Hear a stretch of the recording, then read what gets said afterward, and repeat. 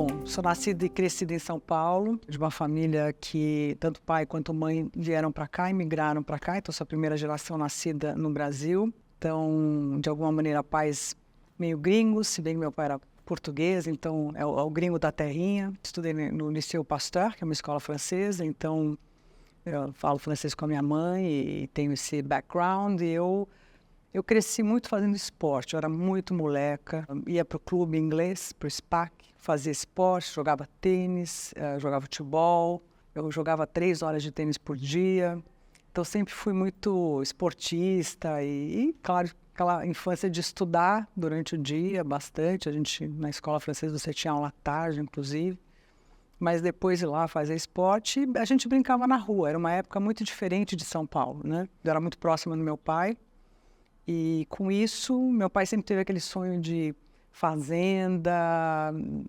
enfim, a gente falava muito desse lá. Eu sempre tive paixão por animais e plantas e, né, ter essa vida mais rural e mais natureza. Então já foi plantando a semente ali do que eu ia fazer depois. No ensino francês, no que é equivalente ao primeiro colegial, você define já o que você quer estudar. Diferente do brasileiro, tinha várias possibilidades, tinha enfim, economia, biologia, línguas e matemática e física, que era, obviamente, o mais complicado, mais difícil. Eu resolvi fazer esse, então a gente tinha até 12 horas de matemática por semana. Mas eu fiz matemática, eu sempre gostei muito de matemática e física, então me encaminhei para esse lado e queria ser engenheira. Mas, ao mesmo tempo, eu tinha essa paixão enorme por natureza, aí encontrei uma matéria, né, que tinha tudo a ver comigo, que é ser engenheira agrônoma. Inclusive, eu diria o currículo mais completo da USP, você vê desde matérias de engenharia, biologia, enfim, até agrometeorologia, você estuda, mineralogia, irrigação e drenagem, mecânica. Então, foi muito bacana. Eu falei, não, quero fazer agronomia. Então, com 15 anos, eu decidi. Então, fui me encaminhando para isso e eu tinha que ser na Exalc, né, porque sou de São Paulo, queria muito estar, né, era considerada a melhor escola e também tinha a vantagem de ser da USP, né? E eu queria muito essa experiência de sair da casa dos pais e foi a minha primeira experiência, né? Diferente dos meus amigos que moraram em São Paulo e foram para, sei lá, outras faculdades em São Paulo, ficaram morando na casa dos pais, eu saí e fui morar em República, em Piracicaba. Também foi uma experiência maravilhosa, muito divertida, como você pode imaginar. E passei lá meus 4 anos lá. E na agronomia, você tem muita economia. Eu fiz todas as optativas e ganhei o prêmio de economia. E fui convidada a fazer uma pós-graduação em economia. Então, acabei engatando uma pós em economia. Nunca tinha imaginado que ia trabalhar em banco, sinceramente. Mas eu me encantei pelas matérias de economia. E quando eu estava terminando a pós, começando a fazer né, minha tese, aquela coisa toda, meu orientador me indicou na época para o programa de trainee do Citibank. E foi muito interessante que eu, né, até então não tinha pensado, trabalhar em banco, se fazia sentido ou não, me via mais ao ar livre, de bota, de botina, né, uma vida muito diferente. Mas, ao mesmo tempo, o Citi era uma grande escola, e era um banco internacional, e eu até por ser também, ter esse background mais internacional, sempre quis estar numa empresa e tinha muita aspiração de morar fora, de trabalhar fora do Brasil. Então, de certa maneira, eu falei, por que não? Aí saí da agronomia e fui para o mercado financeiro, né? Isso faz já quase 40 anos, né? Então, foi bastante interessante. E o Citi realmente foi uma escola incrível, né? Porque uma diversidade, né? A gente passava por um programa muito variado, de várias áreas. Eu tive a ocasião de ser expatriada, morei nos Estados Unidos, trabalhei em vários países. Então, foi uma experiência que me amarrou. O mercado financeiro é muito interessante, tanto que eu digo a muitas mulheres, venham para o mercado financeiro.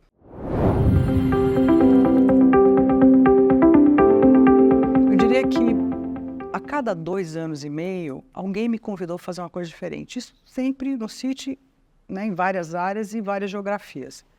E eu sempre topei. Então, no fundo, o desafio era de eu nunca estar naquela zona de conforto, né? Porque normalmente, você pega uma nova função, especialmente uma área que você não domina, e muitas vezes aconteceu isso, eu saí de uma área para outra, de uma área para outra. Então, eu estava sempre naquela curva de aprendizado, e quando eu começava, né, depois de quebrar as pedras e vinha outra oportunidade. Então, talvez o desafio maior tenha sido isso. O desafio é oportunidade, na verdade, né? Eu fui expatriada, eu tinha filhos pequenos, meu marido me acompanhou, o que raramente acontece, né? Em geral, a mulher acompanha o marido, é difícil que o marido acompanhe a esposa, então sou muito grata ao meu marido, com quem eu sou casada até hoje, e que topou largar tudo e me acompanhar. Se eu não tivesse morado fora e tido a experiência internacional que eu tive, eu provavelmente não estaria sentada na cadeira onde eu estou hoje.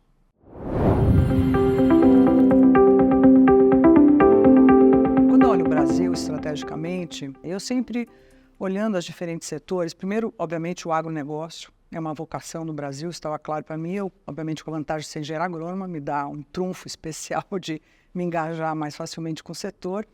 E a questão de finanças verdes, né, era importante, a gente sempre empurrou muito essa pauta, e a questão de infraestrutura, que também era um setor de muito potencial. Claro, outras áreas têm muito potencial, varejo, enfim, uma série de outras áreas, mas foram áreas nas quais a gente quis se diferenciar, especialmente na área de investment banking e com a parceria que depois se sucedeu com o Banco do Brasil. E eu participava do World Economic Forum e eu fui convidada pelo UF, né, a ser a chair do grupo de infraestrutura que o World Economic Forum quis montar para se engajar com o governo brasileiro, para a gente fomentar essa discussão de infraestrutura no Brasil. E o GRI, eu estava lá no comecinho do GRI. Então, quando o GRI, que tinha tudo a ver, era um grupo super seleto de presidente de empresa, de empresários, de pessoas envolvidas no setor de infraestrutura com essa mesma agenda. Então, foi um casamento perfeito que permitiu que eu me aprofundasse mais ainda na agenda de infraestrutura. Aliás, eu acompanhei essa abertura para a América Latina. Começou muito focado no Brasil, depois a gente, né, eu cheguei a participar do board do GRI, na hora que a gente juntou todos os players também de América Latina. Primeiro, qual é a relevância? É um polo bastante especializado. E é um clube, no fundo, reúne pessoas do setor que, com expertise, né? Os membros do GRI têm um profundo expertise, especialmente em infraestrutura. Então, trazendo as pautas mais relevantes, juntando os players. Então, desde os eventos do GRI que realmente trazem, vão a fundo, não é só um evento, é um evento que vai a fundo nos assuntos, que são os assuntos que estão mais prementes para aquele setor, né? Para o setor de infraestrutura, agora tem o do agro, eu também estou, de certa maneira, obviamente, envolvida no do agro. É uma troca rica de pessoas que estão, né, especializadas e envolvidas no setor, nas pautas mais cruciais, e muito importante, o GRI tem ajudado a unir. A gente sabe que infraestrutura é público e privada, né? Na verdade, né, essa pauta dessa junção, então, acaba virando um polo de junção dos diferentes entes, privados e públicos, né, nas pautas para avançar a agenda. O GRI também foi bastante influente nas discussões da agenda do novo marco do saneamento, que foi fundamental para a gente. Obviamente, a gente sabe que a gente tem um gap gigante. E a gente também sempre tentou trazer essa questão de a gente precisa de capital de fora, né, para fechar esse gap. A gente tem um gap monstruoso aí de infraestrutura, se a gente quiser acelerar essa agenda. Então, o GRI também, nessa expansão de América Latina e com essa abertura global, também ajudou a atrair os players de fora.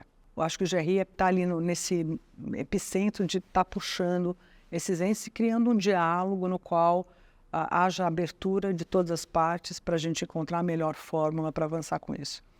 O gap é grande, né, infraestrutura, né, eu lembro há muitos anos atrás, o México era muito pior que a gente. Hoje o México está melhor que o Brasil. Então a gente teve, né, ao longo desses anos, até pela fórmula, né, de como estavam, né, no movimento, era uma fórmula que não atraía o investimento privado. Então acho que o marco de saneamento foi muito importante, um avanço importante, a gente viu com isso o capital. Então, por isso que é importante fomentar.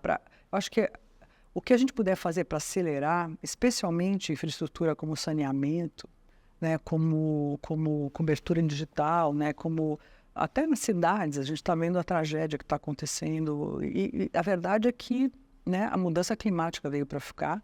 Então, a gente, através da infraestrutura, trazer uma maior resiliência, tanto nas cidades quanto no campo. Obviamente, tem toda essa questão da descarbonização. A infraestrutura tem um papel fundamental nessa agenda, né? o Brasil precisa de mais, se a nossa vocação é agronegócio, a gente precisa ter mais ferrovias, a gente tem que ter uma malha viária que condiza com a nossa vocação como país. A gente tem que ter uma eficiência maior de escoamento de produção e que seja verde. Então, tirar os entraves hoje que estão impedindo isso. Então, acho que eu vejo o GRI e nós todos, aliás, que estamos envolvidos no setor, muito importante para trazer as melhores soluções para acelerar essa agenda. Então, muito bacana.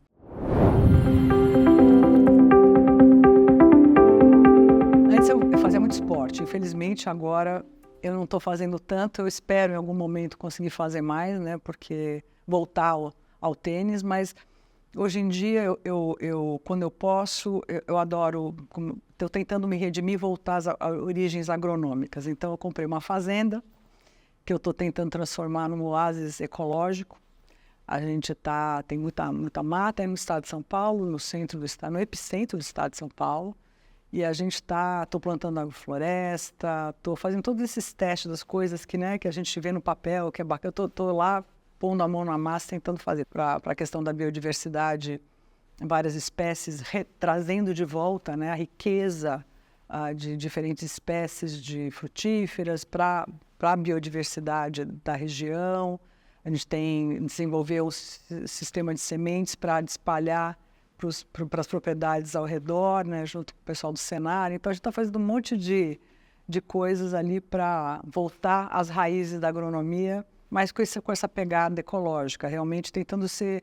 A gente faz tudo, a gente começou a fazer reciclagem, trouxemos professores de Araraquara para fazer, então a gente está tentando criar um polo de melhores práticas né, não é uma fazenda grande, né, como as fazendas do estado de São Paulo são normalmente menores, mas até por isso cuidar com muito carinho. Então esse tem sido meu hobby atualmente, e ainda não... Todo ano eu me digo, esse ano eu vou começar a fazer esporte para valer.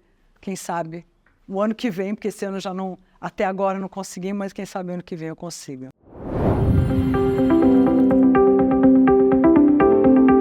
Eu tenho que ler muita coisa de economia, você pode imaginar. Então eu leio muita coisa mais ligada... Até porque eu gosto, né? Eu acho que para mim manter informada de economia, de teses e coisas assim, interessa muito. Então, eu diria que a maioria do que eu leio está, de uma maneira ou outra, relacionada com o meu trabalho. Mas não do lado chato, do lado bom, né? Porque eu quero me aprofundar, né, nesses temas. Eu hoje sou membro também do COSAG, que é o Conselho do Agronegócio da Fiesp.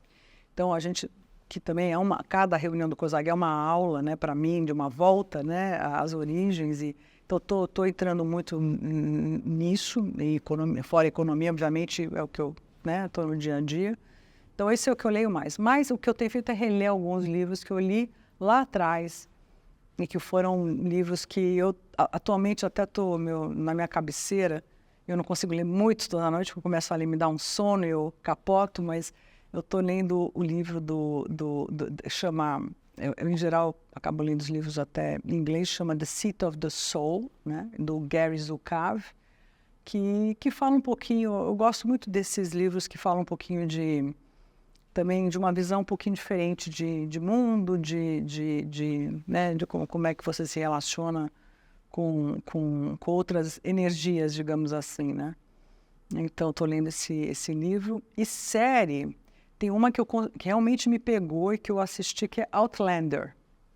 E que é longa para burro. Eu estou louca estou esperando, né, a último season. Então, estou ali, está demorando. Dizem que no final do ano a gente vai ver eu acho que é Season 8, se eu não me engano. Mas eu achei uma série muito, muito legal, porque é uma mistura de história com... Eu até mandei fazer um círculo de pedra na minha fazenda. Até antes do Outlander, na verdade, foi coincidência. Mas a gente fez um círculo de pedra. Então, aí chegou o Outlander, coincidiu tudo, mas é uma série bem legal.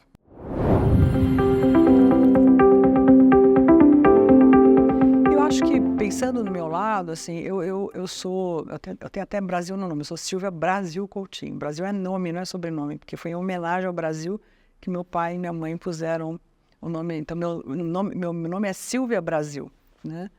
E eu tenho uma paixão muito grande por esse país. Eu morei fora há muitos anos, vivi, né, passei mais de 15 anos fora do Brasil. E eu acho que o Brasil tem sempre aquele potencial não realizado, por uma série de entraves até inclusive educacionais, né, que fazem com que a gente desperdice um potencial humano gigante.